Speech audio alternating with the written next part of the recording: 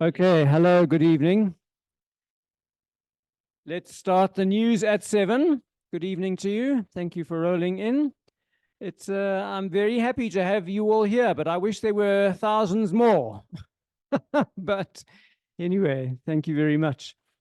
Yeah, do come in, do come in. Is there somebody else arriving at the door? Yeah, hello. Yeah. Okay, so this is news, the Namibian Environment and Wildlife Society, and we are an NGO which deals with environmental and wildlife issues in Namibia. We try to lobby where we can. We've been involved in timber things. We've been involved with horses and hyenas when there was a problem with that with the ministry a few years ago. So we've been active on a few fronts, and we try and hold these monthly talks. Well, I say monthly, but this is the first talk that we're having this year. So we're a little bit behind schedule, but we're okay.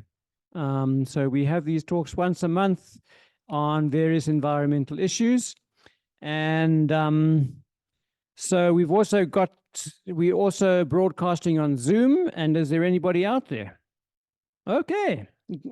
Okay, good. Welcome to you all. I can't see you, but thank you for listening in. So I'm John Pallett, and I'm an EAP, an EAP. I'll describe what that means in a moment. My partner here is Ndelimone Iipinge. Okay, hello everyone. I'm Ndelimone Iipinge, and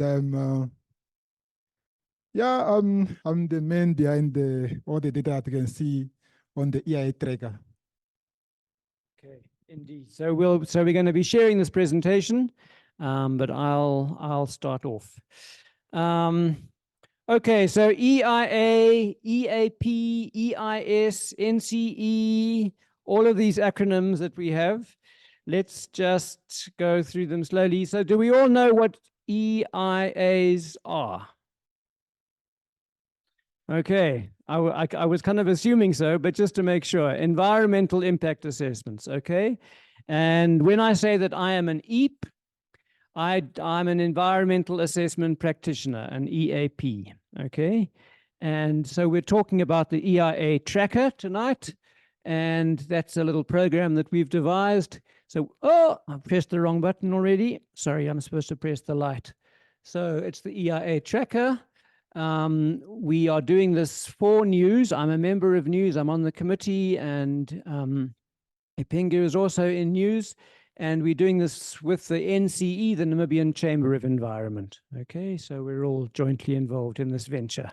And we are very grateful to the NCE for paying Ndelimone a salary to get this work done. Okay, moving on. Oh, I've just switched off. Good morning. I always hit the wrong button on this machine. Yeah, if I could see. Okay, so to talk about environmental impact assessments, okay, we've got, there have been various initiatives by news and by the Namibian Chamber for the Environment, the NCE, to try and make the EIA information and process more smooth and more accessible to everyone. We're trying to provide these tools to stakeholders so that individuals, groups, communities, and sectors can engage constructively in the EIA process. Okay, so the EIA process is where a project gets proposed by some investor. Let's build a dam here, or a road here, or a uranium mine there, or whatever the case is. And then that has to get subjected to an assessment to make sure that the environmental impacts are adequately catered for, okay? So that's the process behind doing an EIA. And, but it needs a lot more public interest to be a really effective mechanism. So let's just talk about, I've just done it again. I keep on hitting the wrong button. Okay, there we are. Okay, so through the NCE, there are these distribution of EIA notices. So whenever an EIA is started, the first thing that needs to happen is an advertisement in the newspapers to advise the public that this is a project which is being developed, and there's usually in some sort of notification of a meeting or somewhere that you can contact the EAP, the Environmental Assessment Practitioner, to find out more about the project.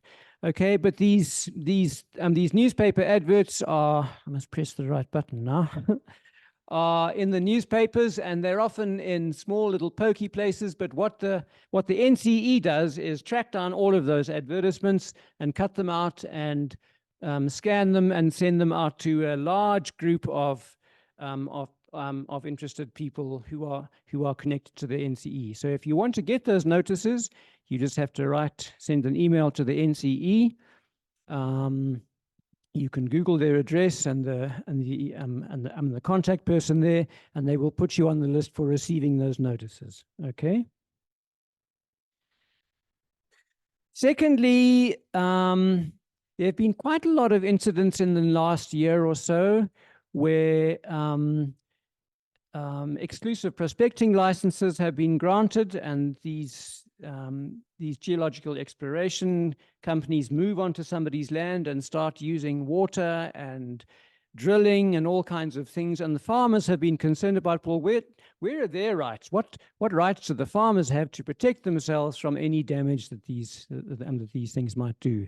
So the NCE put out these guidelines to actually show people what their rights are, what you can demand from the company which is coming onto your land. If there are any infringements, you can come to some sort of agreement about where they get their water, whether they lock the gates, or where their camp will be, and so on. So all of that needs to be decided upon with the permission of the landowner, and that guideline helps to show the process there. So that's useful. EIA documents are collected on the EIS, the Environmental Information System. Now, that's another thing which has been launched by the NCE many years ago and is running nicely. So the EIS contains all sorts of environmental information. It contains a mammal atlas. It contains information on birds, on trees. It's got a whole library of documents. And it's also got all of the EIA documents, which are stored in a separate thing, which you can see here. Let me press the right button. The EIAs for public comment are there. Okay, so you can find the documents in the EIS, and they're available there. And the good thing about this, the EIS, is that the documents are then stored there forever.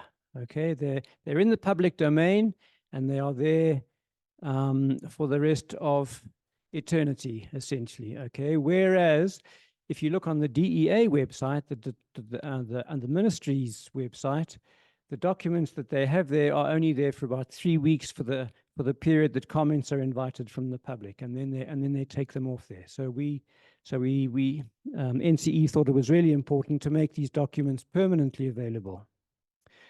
All right, so those are the three things, and then I can say a little bit more about the EIS here. So here's, for instance, a project that was by Plan Africa Consulting. So that was the EAP. There's the number of its proposed subdivisions. So this was one of these urban subdivisions.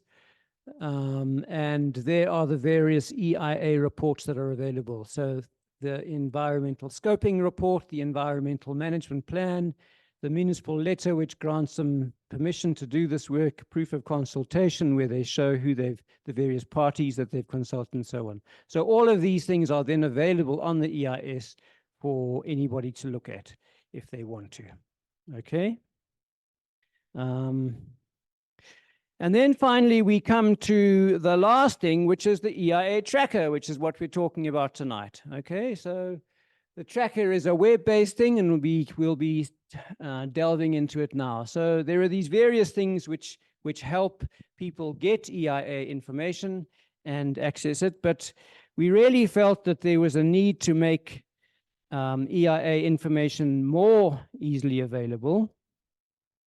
And because okay, so let me just delve a little bit about the whole thing of doing an EIA and the balance that we have to strike in society between development like that. Let me push the right button. So that's on the one side of the scale, and the environment, the trees, the birds, the water, the air, and so on. So we have to get that balance right to actually make sustainable development work. Otherwise, we are going to have development which causes all sorts of impacts and problems and tips in that scale, and then we've got all sorts of environmental problems because this isn't in balance, and all of these things are having a hard time. Okay, so we need to look after our water and our tree resources and so on, and EIAs can help us do that, but the EIA process has to be well managed, and we thought that there were problems with how that was happening. So that was the motivation for doing this. And there were concerns, you know, as an EAP, I've got my ear to the ground to what people are saying about EIAs.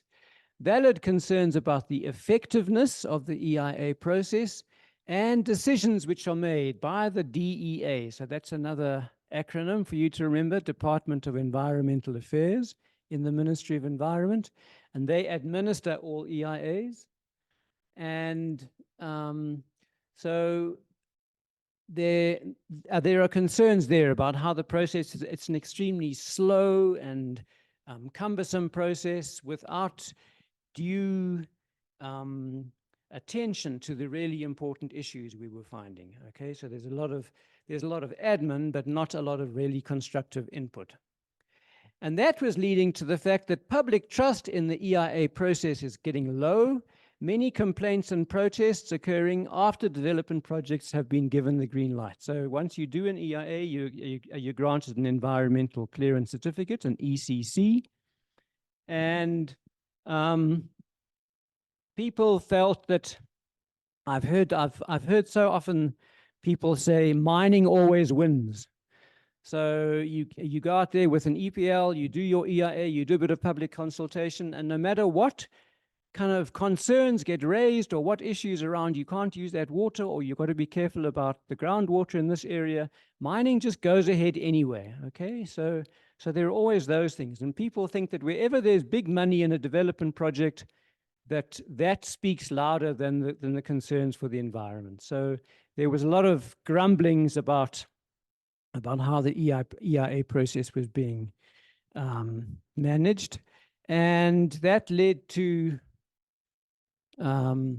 complaints. Well, we've got various ones here. SALMA, which is the Stumpriet Aquifer Union. What? Stumpriet Aquifer Uranium Mining Association. So this is all about, SALMA is all about that big uranium prospect around the Leonardville area, where they want to extract uranium out of the ground using a process which is highly, highly polluting. It's going to introduce all sorts of toxic chemicals into the water and really damage that water resource. So the farmers got themselves into a group, the Stumpriet Aquifer Uranium Miners Association, and they have objected strongly to the mining in the Stumpriet Aquifer. So all of that is got a whole lot of opposition. Chinese firms accused of illegal mining. Recon Africa was a bad example of how not to do EIAs, how to bulldoze your way through EIAs. So there were all kind of accusations that local communities weren't being listened to, and that there was kind of underhand stuff happening to try and get them to get local people to approve. Another concern here about another operation. Sand communities against Kavango drilling. So all of these things, it wasn't only these, but many other concerns around EIAs and how they were happening generally. Okay. So with that as the backdrop, we thought, no, surely there's got to be some way to improve EIAs and how they are administered, and what sort of input people can give. Okay, so that's when we came up with the idea of the EIA Tracker. So really we want, in the interest of not having a corrupt process around EIAs, you've got to improve transparency. Okay, so that really is the key aspect of all of this work, is to make EIA information easily available so that people can access it easily and can raise questions with confidence, without fear of victimization. So all of that it's all about promoting transparency in the process. It's also encouraging public participation and to try and build an understanding of the EIA process. So the actual process of how that assessment gets done and where people have got the opportunity to make inputs, and then what goes behind the decision-making process, what constitutes a scoping report and a specialist report, and all of these things, they're all covered in trying to build the understanding of the EIA process. Okay. So the tracker provides a public platform for EIA information, enabling interested parties to shine a light on controversial or high impact projects. Okay, so it's trying to make the information more easily available so that if anyone is concerned about a development, they can get the information that has been produced and shine a light on it, raise your hand and actually say, hey, but that process wasn't done properly, or you can raise some issue with the environmental commissioner. Okay, so it's to try and enable that process and get people involved more. We'll be coming to a live demo of the EIA tracker just now, but here's the first little hint of what it looks like. Whoops, I've pressed the wrong button again. So it's a map, so it's a spatial thing to actually show you where these developments are happening, and you can zoom in onto various places in that map. It's easy to access and to navigate. The information is clearly displayed. The EIA information is up to date, and it's gathered from all these newspaper adverts and from the DEA website. All relevant information is permanently accessible on the EIS, and the database is searchable. Okay, so it gives it allows you to home in on an area either through the map or through the tables, which we'll come to in a moment. I just can't see which button this is. That's all right. I've got it. Okay. So the data are presented in a map and in a table. So you get a nice overview. You can also pull up different layers in the mapping to show land uses, for example, protected areas and biodiversity hotspots, heritage sites, if any of those are close to where the developments are happening. You can choose which layers to display, and all of this is in line with the Access to Information Bill, which is still just a bill, but really it's trying to promote public information which the public should be able to easily get hold of. You can now do that through the tracker. Okay, so we're getting close to where Ndelimone must step in and give us a live demo. Okay, so we're going to go directly onto the website here, and Ndeli, you must keep the microphone close by and record. Okay. Right. So as we heard about the EIA tracker, so now I'm going to go live now to show you how the EIA tracker works. How can you get the information on our website? Okay, so if you click on the go back a little bit. If you click on that website, yeah, more like you go straight to the website, and you see something like this. So that's our front page. So you see something like that. And now to see more, let's move this screen. Oh, okay. Okay, so that's our home page. So now if you scroll down,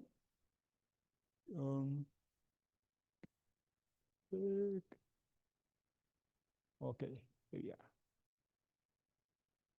Okay, so if you scroll down, you see that there's a map. So you've seen the presentation.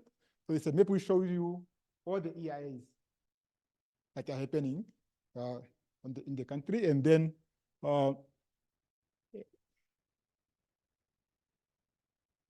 if you go down, and then you have the table. So you can clearly, if you are, let me say, if you are interested in an area, if you have your area of interest that you want to see how many EIAs what EIAs are happening here. So you can go straight to the map and click in the map and see the EIA. So some of the information will already pop up, and then to show you where to go if you want more information.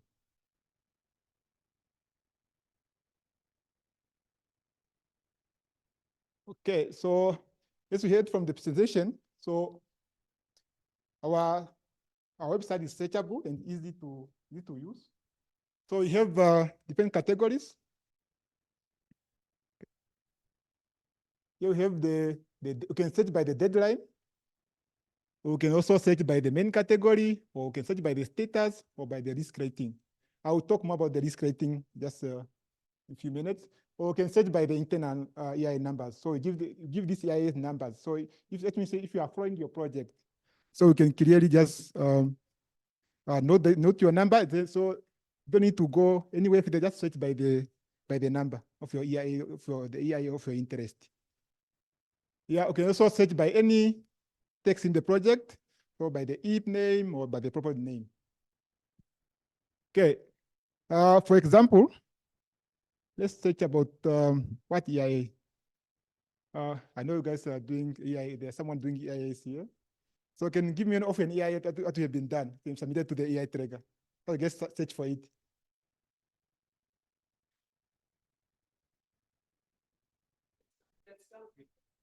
Okay. The template one.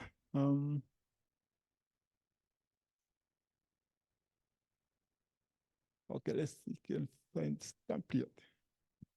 Okay, can search by.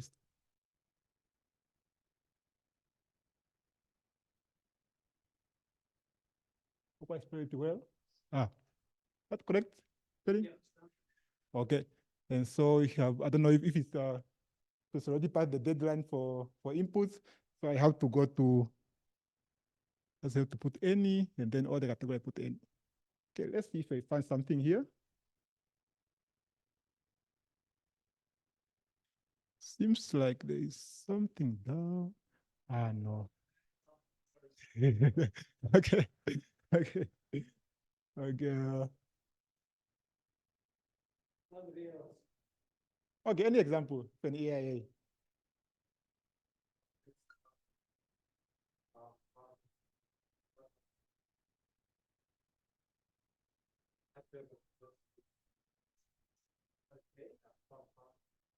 Badek. Okay, okay.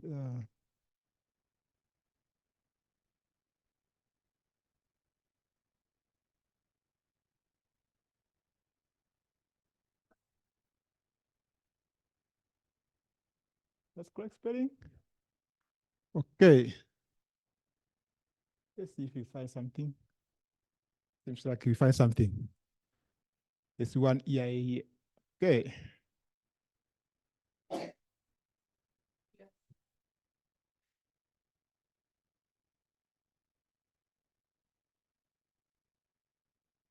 Okay, so you have the proposed development and construction of tourism and hunting lodge at Van Vadek.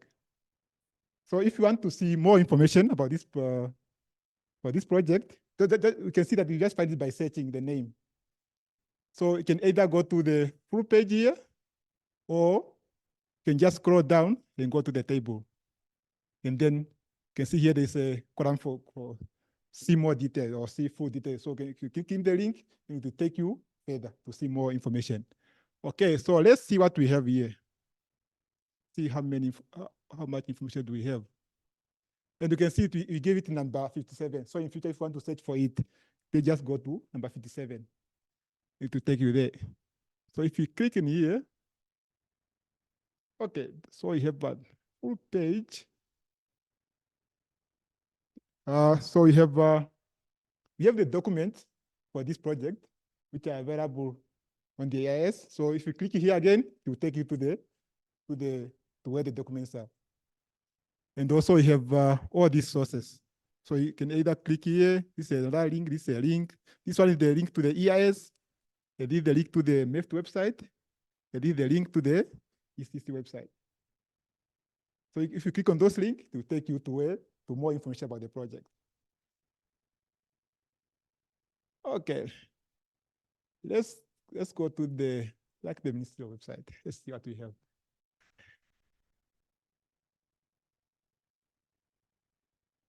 Okay, they do have a map, but you can see where the project is.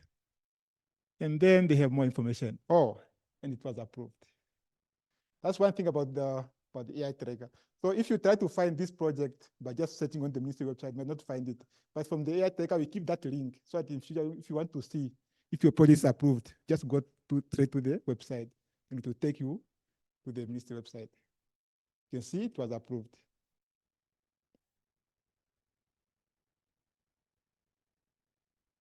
Okay, so you can also go to the EIS website.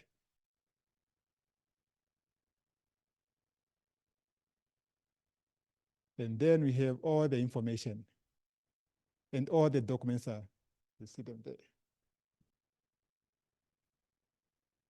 Yeah. And here we have the EMP here. And then you can scroll down and read more about the project. Yes.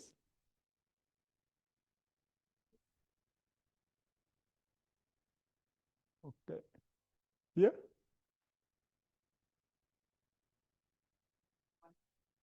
Okay.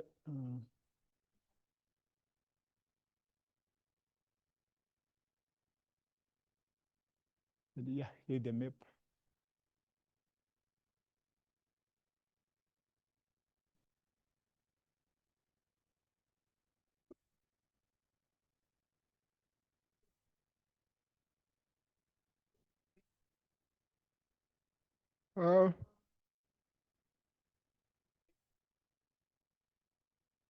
Yeah, it is close to the town, but on our website, you can just go back a little bit.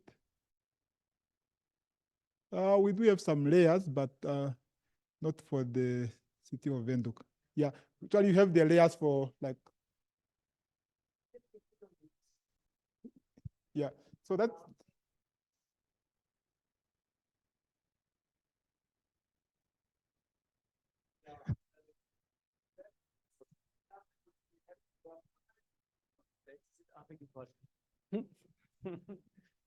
That's okay. So the urban areas aren't on the data set, but maybe that's something to include. I mean, I think all of that information is available from the recent atlas, and it would be, yeah, it might be a useful thing to actually show if something is in the municipal area. So that's a possibility to add as another layer.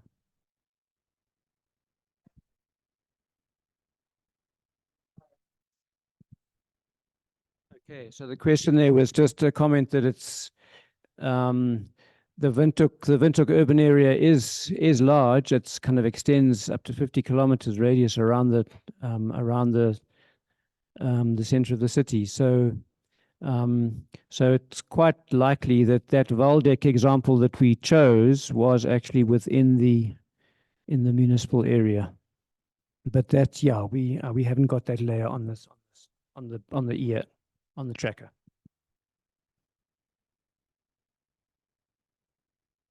Okay, just quick, can you do would you like to ask the questions now, or should you maybe wait until the end so they can ask the question? Which one do you prefer? Okay, just note the questions, then you ask at the end. Okay, thank you.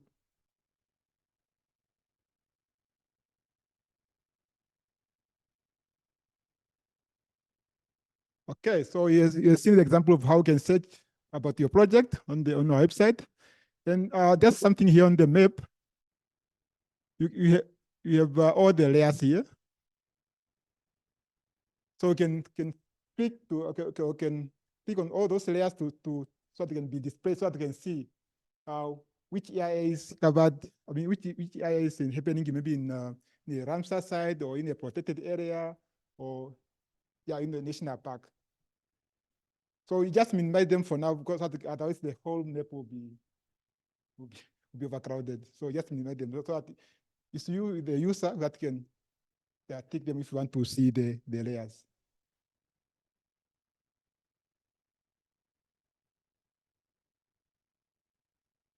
Okay, so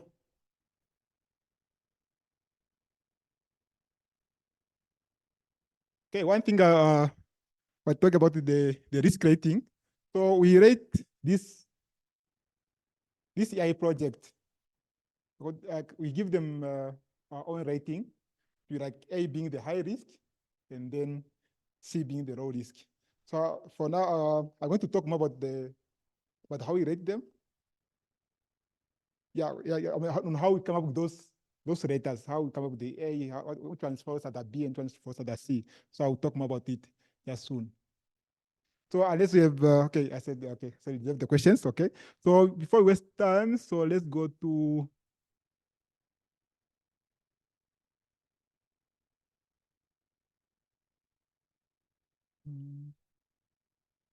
sorry.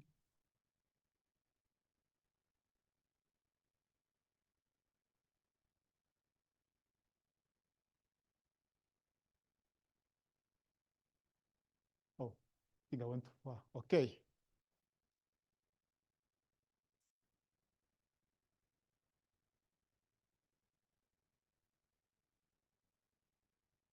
Okay, so that's the risk rating. So you have our categories here, you have A, B, and C. So in A, we are looking at projects, like bigger projects that have significant impact on the biodiversity or water or pollution. So for example, we're talking about large mining or oil and gas exploration or something like storage of hazardous chemicals. And then for B, anything that have a medium impact. So I talk about mining claims, exploration licenses, forestation. But for forestation, it's also depending on where the forestation is. If a forestation, let me say, is somewhere in a sensitive zone, or maybe on top of an aquifer, so that would be rated as a B or even as a A if it's possible. Otherwise, but it can also be rated as a C. So it depends on the project, on the magnitude of the project, and also on the area where you find that project. And then C, just anything that you have a low risk. So we're talking about urban infrastructures, rezonings, water supplies, and some transmission lines. And then I'm talking about transmission power lines. You can see some of them, they are flowing and they fall under the B.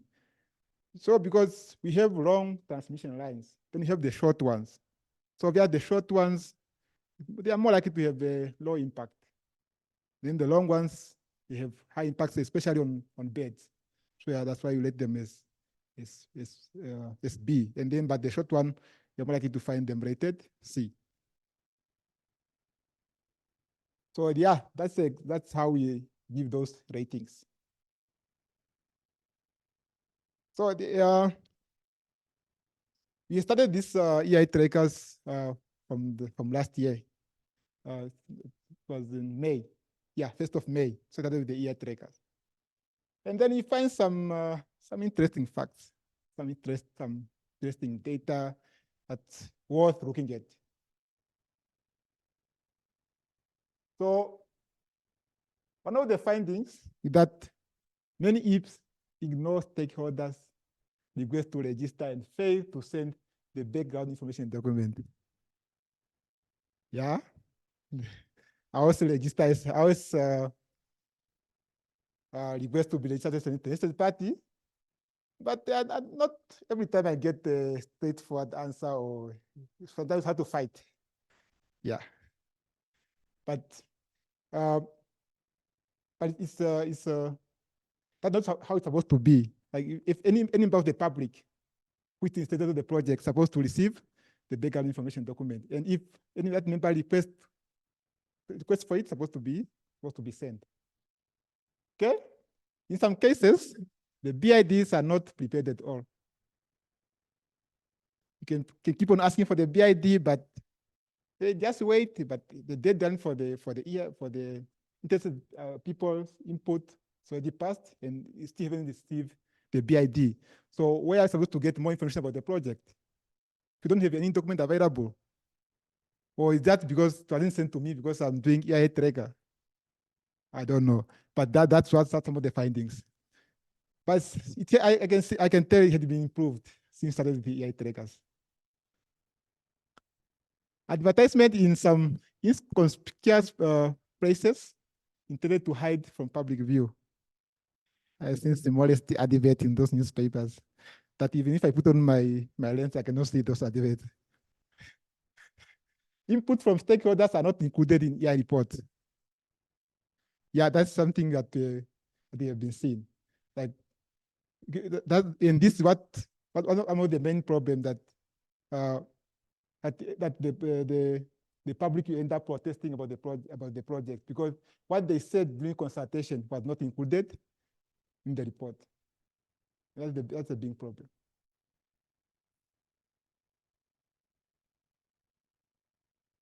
Okay, much effort have been made by much EIA effort by the proponent and by the GIs wasted on low risk project.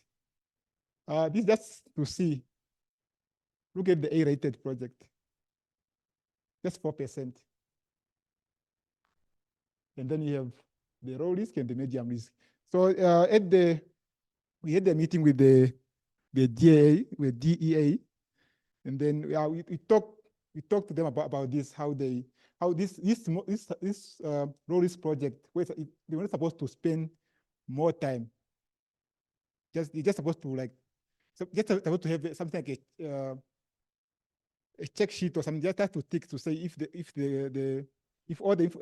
everything is provided, so then the project can go ahead. And then the main focus is supposed to be some of this high risk project, and probably some of the medium risk project.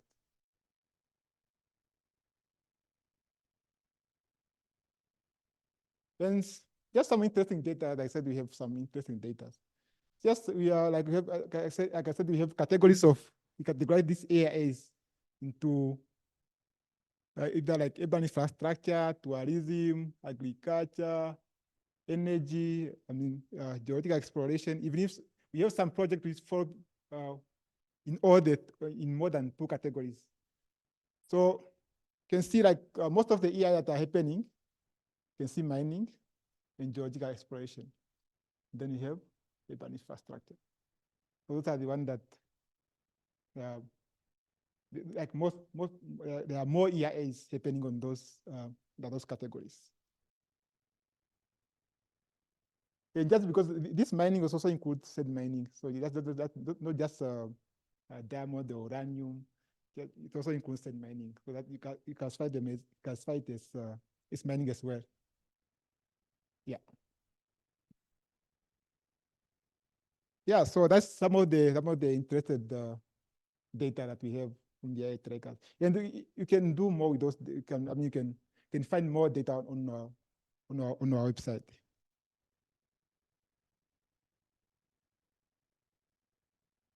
Okay, so I'll give back to Master John to discuss more about the problems that have been discussed with the Water Commissioner. Okay, thank you.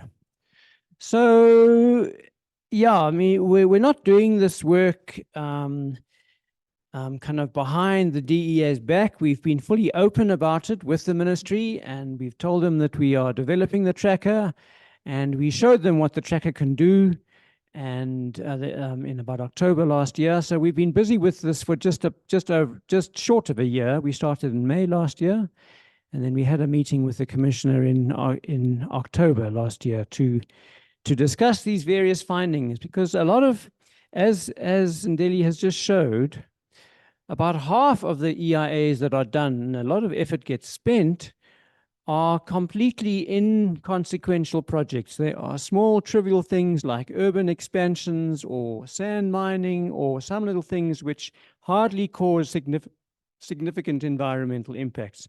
But they get the same amount of attention as the really important projects like the Stampriet Aquifer one and the uranium mines and so on. So much effort is being spent on this large amount of trivial EIAs, unimportant, what we call category C projects, those low risk projects. So that really slows the whole system down, and well, both the public and developers are getting irritated because the EIA process just is taking so long, and it seems to be a real burden for people to comply. Anyway, I'm just going to go on a little bit about what we discussed with the environmental commissioner, and I'm making sure I press the right button here. Okay, so yeah, so those were some of the issues that that the background information documents aren't prepared properly, or that EIPs don't respond to requests. EIPs don't respond to requests for information. There's a whole lot of really poor practice which just gets accepted. It just gets ignored, and those environmental clearances are granted. So we think there are real issues here which the environmental commissioner should be taking up. But our main point to him really was that many of these EIA problems could be resolved by forming some sort of professional council, like you have the medical council and the veterinary council and the engineers council. Similarly, there should be something for environmental assessment practitioners, a professional body which would make sure that the standards are being maintained in the industry, that EIA reports are being adequately done, and background information documents are being provided, and so on. And where there is evidence of poor practice, that could be taken up with the council, and those EIPs could be either reprimanded or suspended or whatever. Because at the moment, anybody can do an environmental impact assessment. There are no qualifications required. You can sign yourself up as an EIP tomorrow and start doing EIAs. Okay, so it doesn't require any qualifications or anything, and that we feel should really be corrected by having this professional body. It's not to try and exclude anybody from doing EIAs, but EIAs are serious business. We can't just ignore them and think that they are trivial and just something to get the stamp of approval and go ahead. EIAs serve a purpose in trying to reduce the negative environmental impacts, and let's try and do that seriously through this professional body. Also, there is a role for the SDAC. So I'm sorry for yet another acronym, but that is the Sustainable Development Advisory Committee.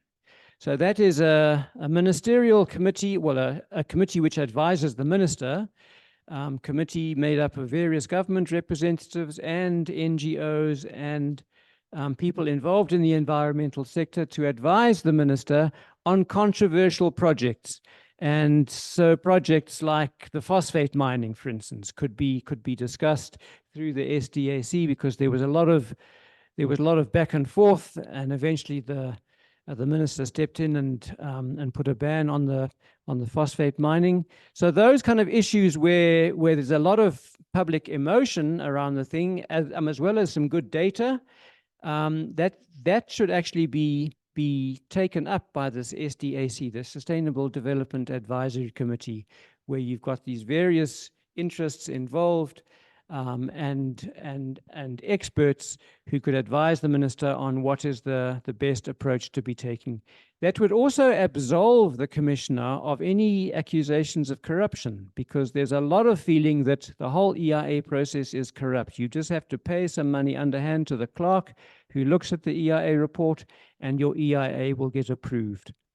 So those kind of rumors, and they are only rumors at the moment, we haven't got any solid evidence, but it's definitely happening. And if there was a Sustainable Development Advisory Committee and a professional body, some sort of professional council to regulate EIP activities, that would all help in trying to keep the sector free of that sort of mismanagement.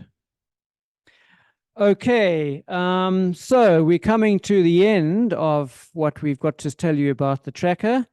So really what we think is that it's useful. The tracker provides a public platform for EIA information to enhance public participation. So we really want to see more public participation in EIAs where people are concerned about impacts on water or air quality or whatever, that they can raise their hand and voice those concerns and make sure the assessment is done thoroughly. And all of that should be improving environmental management and promoting a more democratic and transparent process for EIAs. So that's the purpose of the whole thing. And I think it really, the feedback that we got from EPAN, which is a kind of informal council for EAPS, it's not a council, it's just a body. The feedback we got from EPAN when we presented this in November last year was great support from many EAPs. It's useful to EAPs when they start a project. So you want to find out what's happening in the Keetmanshoop area, what other EIAs have been done there. You can go to the tracker, home in on Keetmanshoop, and look at that area, pick out the EIA information, and gather what's useful about the biodiversity and so on in that area as well. So I'm kind of branching away from the conclusion. We've hit the conclusion now, but I'm going to kind of go back into the details. But one of the objections from the environmental commissioner against putting everything up in the public domain like this is that surely an environmental assessment report is confidential.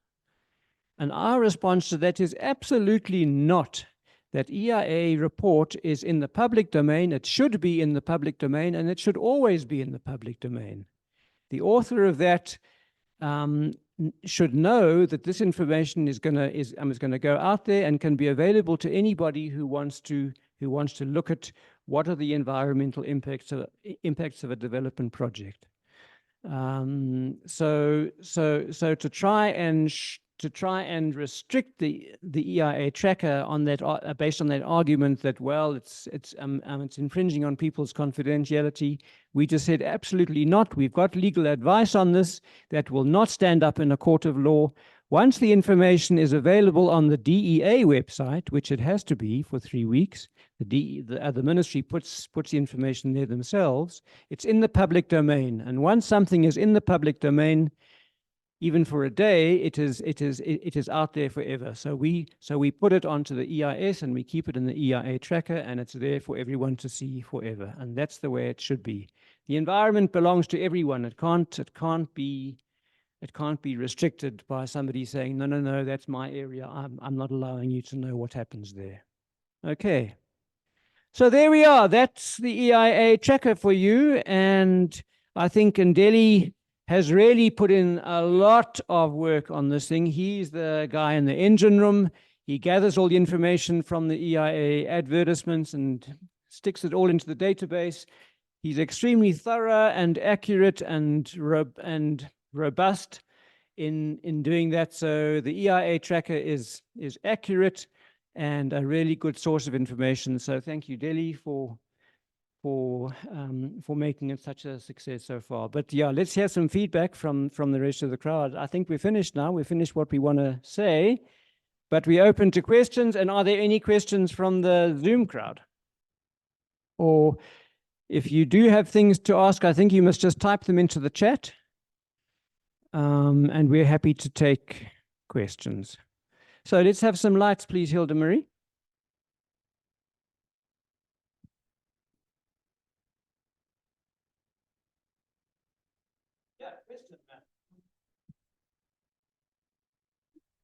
Okay, sorry.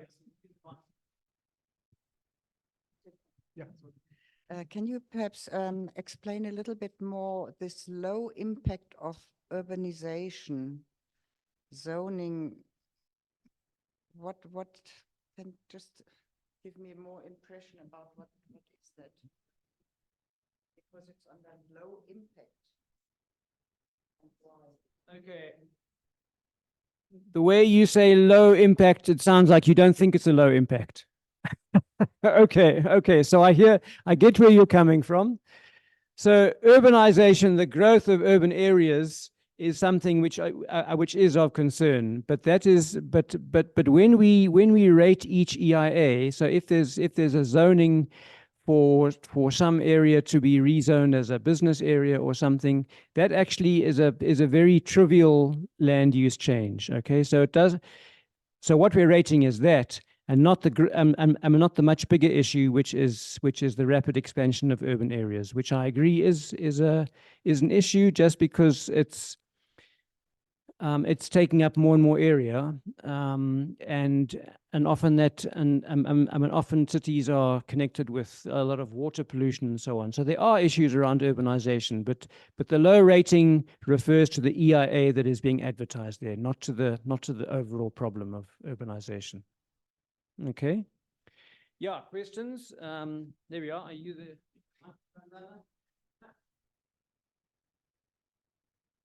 Yeah, evening.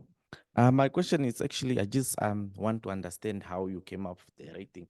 Are we looking at the magnitude or at the scale when you came up with the rating of A, B, and C?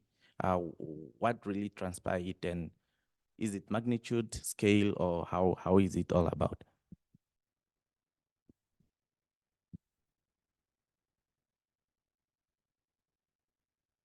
You want to start? Yeah. When we give this rating, so you look at the impact the project is more likely to have on the environment. So if you have, if it's a big project, it's more likely to cause more distraction, then it give it a high rating.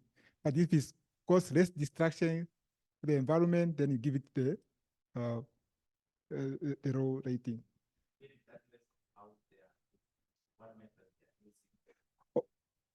Of course, the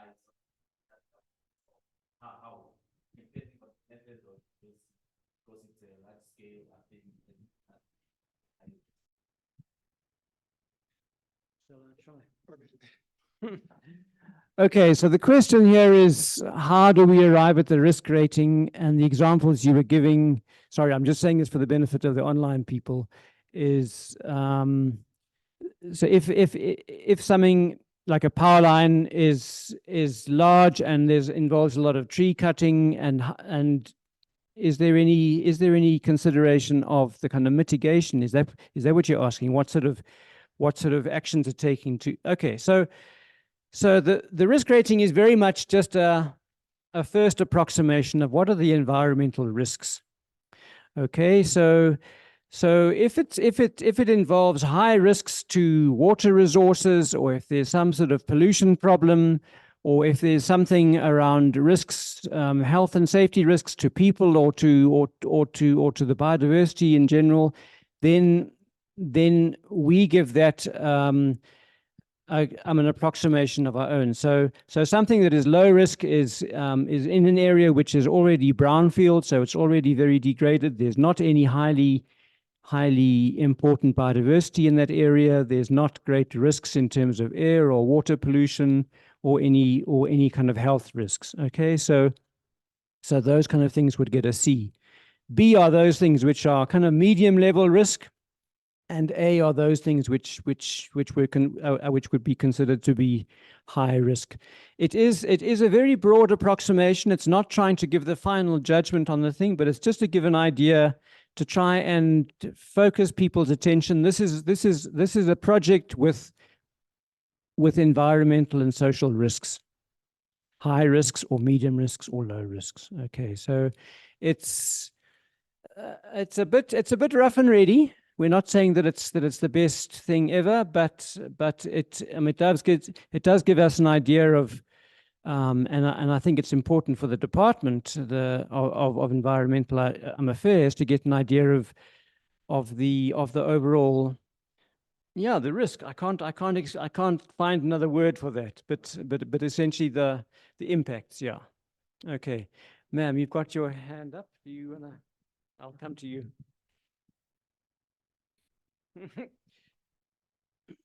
I think my question is already answered, but I don't know, maybe it's an advice or something. When it comes to sand mining, it's I think its impact is never low. I think it's medium or high because the impact that it have, I think I was reading a newspaper today and then someone just drowned in the pit. So yeah, I think we need to look into that because if we say it's low, maybe to give another impression to the community or something. I don't know. Yeah. Okay, so the Zoomers should have caught that, right? Okay. Yeah, sand mining is a tricky one. In terms of overall impact, it might have its hazards where as you mentioned, there was that accident, somebody fell into a pool and drowned and so on. I mean, but I think in terms of the overall impact on the surrounding area in terms of water and biodiversity and the kind of broader environment, I think sand mining, I would never class it as an A rating. It might sometimes be a B project, but I'm disagreeing with you that it would ever be an A level project. Okay. Is there anybody else who wants to raise a hand on that? Okay. So the question is from Lynn Lee Rooks. I hope I'm pronouncing your name correctly. This is a great initiative. I would just like to understand the trajectory of a process. So if someone holds an EPL, it appears that they need to then produce an EMP and then apply for an ECC. They then start activities, and at what stage do they do an EIA? Would it not be helpful to include ECCS on this platform to alert us prior to EIS being done? Just repeat the last sentence, please. Would it not be helpful to include the ECCS on this platform to alert us prior to EIAs being done? Okay, so Len, you're asking, should we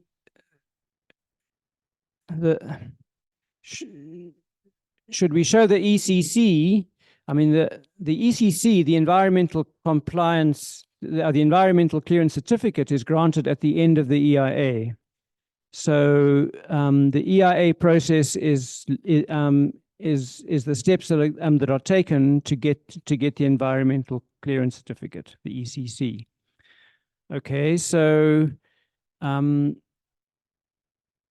issue around EPLs, those EPLs should have an EIA, and they should have their clearance before they start any operation. So if somebody rocks up on your land and claiming that they have got an EPL and they're going to start exploration activities, they should be able to show their ECC before you allow them to do anything. I hope that answers your question, Len. Maybe we can pick this up in a conversation offline. I mean, I think it just okay. So there's just to explain, to kind of put this all into context, that the EIA process, you go through the assessment process, and for an EPL, it's normally fairly straightforward. The exploration company is going to use a bit of water. They're going to do a bit of drilling, and then there's normally an EMP, an environmental management plan, which explains what are the instructions to that prospecting company to make sure that they abide by those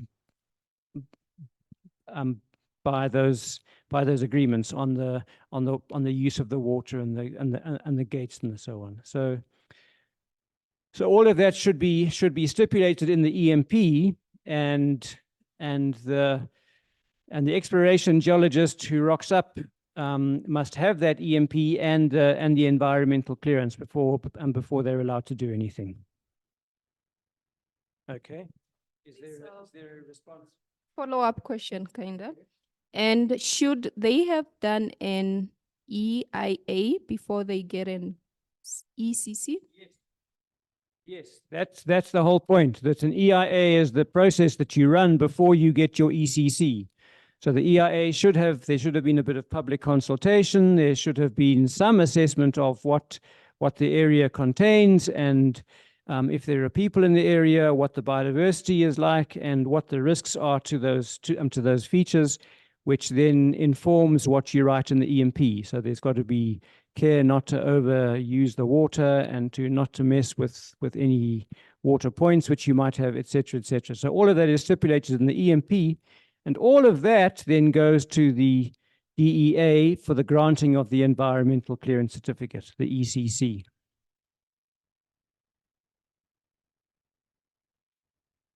So what we should have in the next presentation is a flowchart of what goes into an EIA.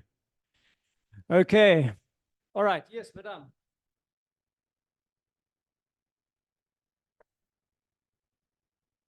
Thank you very much, Mr. John and Ndelimone. The EIA Tracker, I think it's a very fantastic platform. The fact that it does not just show you the location of the EIAs, but also it unites, you get to access the other information from the other platform, like the maps, the EIA reports. I'm not too sure if you can also get the BIDs from the EIS? Yes. So I love the fact that the EIA Tracker platform actually connects to the other one.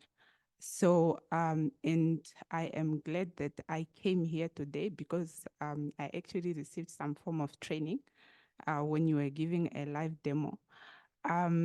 The question that I have is because this platform, it started working last year, right? So now what I would like to find out is how do you organize this information on the platform in terms of at the moment, do you have all the EIAs from the period when you started with the tracking system? And I'm now trying to ask, say, for example, after 5 years, and I want to search for a project that happened in a specific year, will there be some sort of provision to search by year or to organize the information like, like that? And then the other question was just really to confirm if on the EIS, all because I mean, this platform is very key, especially for the sake of transparency. Like Mr. John said, the environment, is for everybody. And because the process of the EIA is to make sure that whatever that is being done, we try to minimize the impact and all that. So it's very important that all this information is made public. But I just wanted to find out BIDs and all information that is, that goes into and all the reports, is it made public? Does it sit on the EIS platform permanently? I would like to find out. Thank you. Good. Okay, Mr. Tracker. Okay, thank you for the question.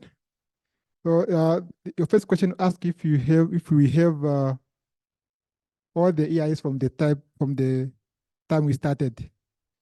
Yeah, we do have most of them, but we might miss some of them. Like maybe we haven't seen it in the newspaper, or because we rely mostly on the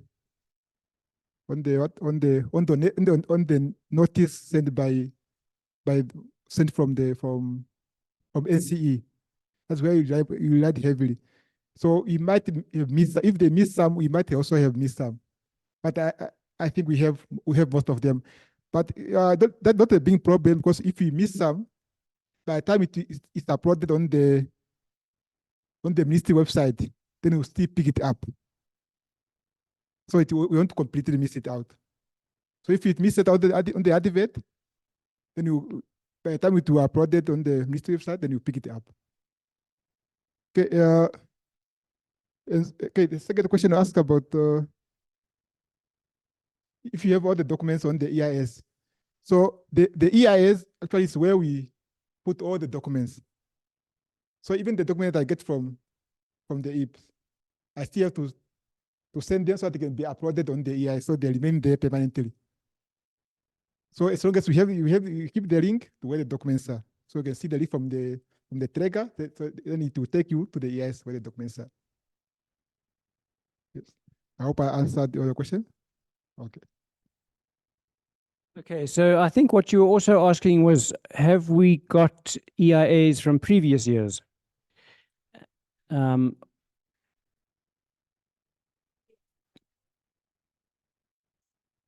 Yes. Yeah, we don't. You're right. So we started in May last year, and so we've everything, and Ndelimone, we've got every EIA.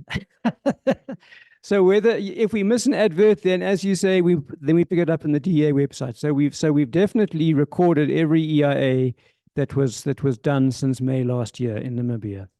And so the tracker has started its database, and that is now building. But we haven't got the EIAs which happened in the years prior to 2023, May 2023. So that's a bit of a shortcoming. But we are contemplating, maybe somebody must just be hired to gather all that information and stick it all into the tracker as well. But that's a very lengthy process. EIAs have been mandatory for more than 10 years now. And so there's a lot of catching up to do, but essentially we're starting a thorough database from May last year. Yeah. And I was going to say something, but now I've forgotten what it was.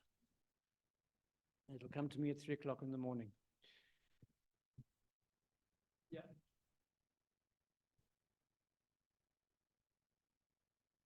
Yeah, I just have two questions. I think on one of the comments there was that BIDs are not developed at all. How is that possible? Because when you are registering your EIA, it's compulsory that you need to upload a BID for it to be screened, and then for the system to then prompt you on what else to upload is either your scoping report, your environmental management plan, the map, etc. So yeah, so how is it possible that BIDs are not developed? And secondly, during the consultations that you had with the DEA's office or with the commissioner, were there perhaps also maybe talks around how to improve the efficiency of the DA department? Because as you said, EIAs or the issuing of a clearance certificate, it takes time, and it really frustrates developers and potential investors. In as much as we as environmental practitioners try and submit all the compliance documents, you would find that these things will be under review for years. And then when you follow up with the ministry, they also don't seem to have any, with their reviewers, to have any idea of what to do. So were there perhaps any talks on how to just maybe improve that? And I like the talk of forming that council. Maybe that will. Yeah. Okay. Yeah, thank you. So the second issue first. Yeah, the response from the environmental commissioner was yes, we definitely are emphasizing the professional council. That's going to become a high priority. But since then, there's been complete silence on what is actually happening on that front. So I think we've shown them up a little bit that something needs to be done, and it really would help them. But but for some reason there seems to be foot dragging and reluctance to really get moving on that council affair, which I think is really sad. It would help everyone. It would help the department. It would help the practitioners. It would just elevate the whole sector. So, but we've just kind of hit silence on that front. When you talk about BIDs, you're completely right. When you register an environmental impact assessment on the DA website, which you have to do to actually start the application process, you have to submit the BID. So why are these EIPs so reluctant to send in their bid, their BIDs? You know, Ndeli emails them and then eventually starts phoning and say, we need your background information document to put onto this thing. They just don't produce it, and if there's, it should be on the DEA website, but yeah. Mostly what we see on the ministry website, you find the EMP. Why the background information document is supposed to come at an early stage, so that we know about the project. But most of there are times where I ask for it and I don't get it. So sometimes I thought that I had to wait, and then I keep on waiting and waiting and waiting, and then yeah.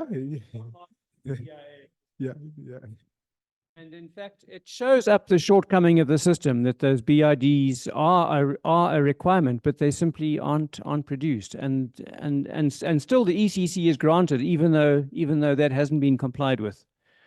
So there are many problems in the EIA process. Yeah. Okay, you had another question, ma'am? It's a little bit going back to the assuming, how do you put a time frame into these assessments? Perhaps some issues would be in the short term, other issues could be medium term from the time. And then, I mean, combining that with the high risk, low risk, and so on. But there should be, for me, also a little bit of a time frame in. Yeah, if you're talking about the time frame of the impacts, then that should certainly come into the assessment. It always does come into the rating of the assessment, not even in our own thing, but as an environmental practitioner, the way you rate something is how long does that impact last, and is it going to last just the length of the project, or actually going to be something permanent, some permanent damage which you've inflicted? So that definitely comes into our overall estimation of risk and of importance. Yeah, so yeah, time is a component of the assessment. Okay. So in our case, we have no documentation of an EIA, but only a submission of an EMP. It's from Lynn. Okay, so they've had, Lynn, you've had notification of an EIA and you've seen the EMP. Is that correct? Is that what you're saying? Okay, but the ECC is not there. The environmental clearance certificate. It doesn't. It sounds like that. And so you are legally in your rights to stop them starting work there. They haven't legally complied with the requirements for starting work on an EPL. Sounds easy for me to say that when I know it's a different situation out in the field when they're already there with their drilling machines or whatever. But I think you are legally within your rights to say no, they haven't fulfilled the requirements yet. Okay. Not on the site yet. Oh, okay. All right. Well then, hold them to getting an ECC. Okay. Any more queries, questions, comments? Okay. And are we finished from the Zoom crowd? Okay, lekker. Well, thank you very much. It's been a nice conversation. Thank you for your ears. Oh, wait, Samuel.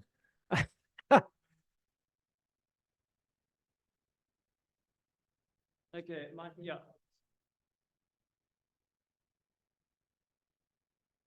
Okay, in one of the slides, it said most practitioners are against the website. Are there any measures in place maybe to protect the website from like hackers or something?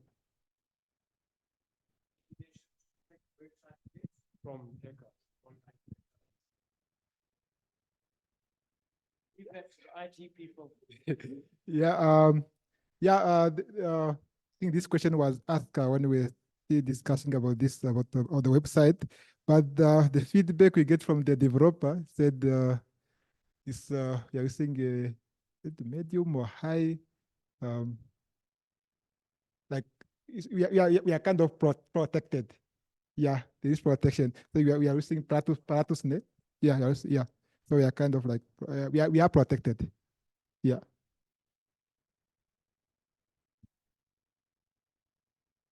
Okay, good. Just before you all disappear, or you've got another question, man? Okay, but just before everyone disappears, I'd like to know how many people in this audience are environmental practitioners? Put your hands up. 1, 2, 3, 4. I am 5.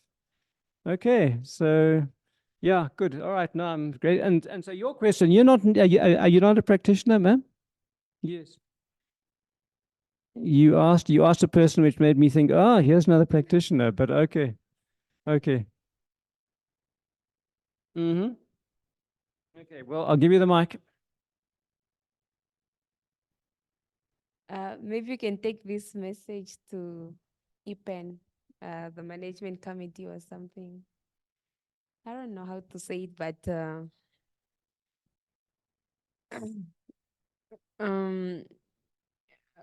I don't know. We need to strengthen up the association, because to have something maybe like even lawyers or something, because when you go for public consultation, you get to be consulting people who are angry and emotionally, you have to confront them, and it's not easy at all. And we are getting letters from lawyers, and yeah, we are being bullied. No, but something like this. But yeah. Yes. Okay, so you've raised an important issue that a lot of EIA stuff is quite hostile. There's a lot of emotion there, and people get angry because someone is causing them problems, and if it's farmers who are seeing their land messed up, then people do get really angry, and it is really a conflict resolution process, you know. So I hear what you're saying, that there is a lot of hostility in these meetings often, and anger and emotions, and possibly some sort of professional association could also help just address those give kind of guidance of what to do in those situations, and possibly introduce some training. I mean, I think a professional body could do a lot of things. Maybe EPAN should already be doing that. EPAN is this kind of unrecognized group of practitioners. It's an association, but it's not a legal requirement to be a member of the association. And maybe that is something which they should be considering in their future training. Okay, but thank you for the comment. Good. I think, are we finally done? Okay. So from Ndeli and myself, thank you very much.